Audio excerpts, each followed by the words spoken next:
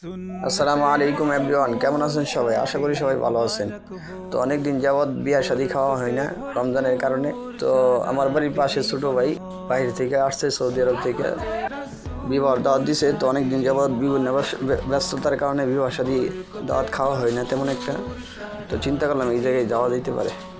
তো আমি দোকান বন্ধ করে তো বাড়ি থেকে ফ্রেশ ট্রেশ হয়ে গেলাম, গিয়ে দেখি আমাদের এলাকার মোটামুটি ভালো লোকই আসছে। আইসা আমাদের এলাকায় আপনার জামার বাড়ি থেকে আমাদেরকে চিরা, মুড়ি, মিষ্টি, দই এগুলো খাওয়াই নিয়ে যায়। তো সবাই খাইতেছে, তো আমিও হালকা একটু মিষ্টি মুখ করে নিলাম। করে এদিক দিয়ে দেখলাম জামাই উপস্থিত, জামাই রেডি, জামার গাড়ির সামনে আসলো, গাড়ি তুলবে। তো আমরাও এদিকে গাড়ি তুলতে গেলাম, ওইটা চলতে লাগলাম। তো একটু সামনে যাওয়ার পরে দেখলাম যে বৃষ্টি, হালকা হালকা বৃষ্টি হইতেছে আমাদের নরসিংদীতে। তো বৃষ্টির মধ্যে যাইতে অনেকটা ভালো লাগতেছে, সুন্দর আবহাওয়া। তো যাইতে লাগলাম। আর নরসিংদী শহর মাশাআল্লাহ অনেক সুন্দর। আমাদের নরসিংদী শহরের বিভিন্ন প্রান্তে সুন্দর সুন্দর ভাস্কর্য রয়েছে, যেগুলো দেখতে অনেক সুন্দর। তো আমরা দেখতে দেখতে নতুন বাস স্ট্যান্ড চলে আসলাম। নতুন বাস স্ট্যান্ড থেকে আমরা মদনগঞ্জ রুটে ঢুকে গেলাম। তো মদনগঞ্জের রাস্তার আশেপাশের চিত্রগুলো অনেক সুন্দর। এদিক দিয়ে দেখলাম কৃষক ধান গাইটা বাড়িতে নিতেছে। তো রাস্তাটা খুবই সুন্দর ছিল, কিন্তু রাস্তার দুপাশে সারি সারি গাছ দাঁড়িয়ে রয়েছে। এগুলো যেমন সুন্দর, আবার বৃষ্টির সময় আবার অনেকটা বিপজ্জনক। তো আমার এলাকার বড় ভাই সে গ্যাসের ব্যবসা করে, সে বলছে তাকে যেন আমরা রাস্তা থেকে রিসিভ করে নিই। তো সে রাস্তার মধ্যে দাঁড়িয়েছিল, বড় ভাইকে উড়াই নিলাম। তো দেখতে দেখতে আমরা সামনে আগাচ্ছি। গ্রামের সুন্দর সুন্দর রাস্তা আমাদের সামনে পড়তেছে।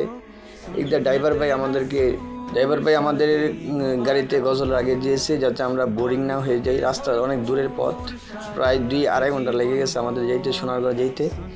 তো আমরা বিয়া বাড়িতে পৌঁছাইলাম, কিন্তু এদিক দিয়ে আমাদের জোরে নামাজ পড়া হয় নাই, যেই কারণে আমরা বিয়ে বাড়িতে গিয়ে প্রথমে নামাজ সেরে নিলাম। এদিক দিয়ে দেখলাম জামার গাড়ি এখনো আসে নাই। তো দেখতে দেখতে জামাই চলে আসলো, তো জামাইরে তারা বরণ করে নিল। পরে আমরা খাবার টেবিলে বসে গেলাম। তো কনের পক্ষের লোকেরা আমাদেরকে খাবার পরিবেশন করলো অনেক সুন্দরভাবে। তো কনের বাবা বলতেছে যে পর্যাপ্ত পরিমাণ খানা আছে, আপনারা যা লাগবে নিজে নিয়ে খান। তো ওনার মন মানসিকতা অনেক ভালো। এদিক দিয়ে জামাই বসে রয়েছে, জামাইয়ের এখনও খাবার দেওয়া হয় নাই। জামাই বসে আছে, এখনও তাকে খাবার দেওয়া হয় নাই। তো আমরা খাইতেছি, সে দেখতেছে। কিছুক্ষণ পরে দেখলাম যে জামাইকে খাবার দেওয়া হলো। তো খাবার দাবার খেয়ে আমরা চিন্তা করলাম যে যারা ব্যস্ত লোক আছি, তো আমরা কী করলাম, খাবার দাবার শেষে একটু ঘুরে দেখলাম যে আশেপাশে অনেক সুন্দর বাগান, লিচু বাগান। তা সবাই মনে মনে আশ্বাস করছে বিয়ার সাথে আরেকটু পরে হইলে ভালোই, তো লিচুর সিজন আসলে লিচুও খাইয়ে দিতাম, বিয়াটা খাইয়ে দিতাম। যে এলাকাটা অনেক সুন্দর, সুন্দর পরিবেশ, গাছপালায় ভরপুর। তো ভালো লাগলো। পরে আমরা গাড়িতে চলে, যারা ব্যস্ত আছে আমাদের দোকান খুলতে হবে এই আসে, এর জন্য আমরা কি করলাম যে চলে আসলাম। তো এদিক দিয়া চলতে চলতে আমাদের বড় ভাই বলতেছে সে আমাদেরকে ঠান্ডা খাওয়াইবো। তো বড় ভাই আমাদেরকে মুজু কিনে দিল, আমরা মুজু সবাই খাইলাম। তো বড় ভাই আমাদেরকে ঠান্ডা কিনে দিল, দেশি ঠান্ডা। তো আপনাদেরকে একটা কথা বলতে চাই, সবসময় আমাদের দেশি খাবারগুলো খাইতে চেষ্টা করবেন, দেশি জিনিস ব্যবহার করতে চেষ্টা করবেন। ইহুদি পণ্য থেকে যতটা দূরে থাকতে পারবেন ততটাই আমাদের মুসলিম ভাই বোনদের জন্য ভালো। তো সবাই ভালো থাকবেন, সুস্থ থাকবেন। আসসালামু আলাইকুম।